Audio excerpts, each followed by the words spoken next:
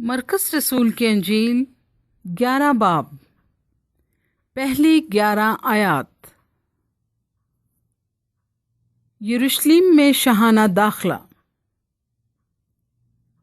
जब वो यरूशलेम के नज़दीक जैतून के पहाड़ पर बैत फिगे और बैत अनिया के पास आए तो उसने अपने शागिर्दों में से 2 को भेजा और उनसे कहा कि अपने सामने के गांव में जाओ, और उसमें दाखिल होते ही एक गधी का बच्चा बंधा हुआ तुम्हें मिलेगा, जिस पर कोई आदमी अब तक सवार नहीं हुआ।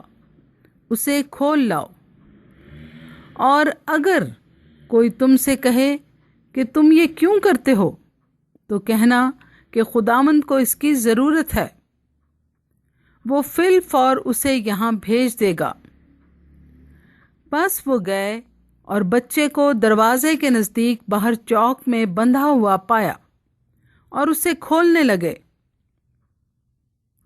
मगर जो लोग वहां खड़े थे उनमें से बाज ने उनसे कहा, ये क्या करते हो कि गधी का बच्चा खोलते हो?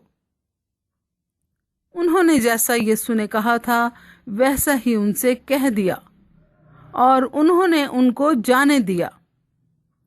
बस वो गधी के बच्चे को यीशु के पास लाए और अपने कपड़े उस पर डाल दिए और वो उस पर सवार हो गया।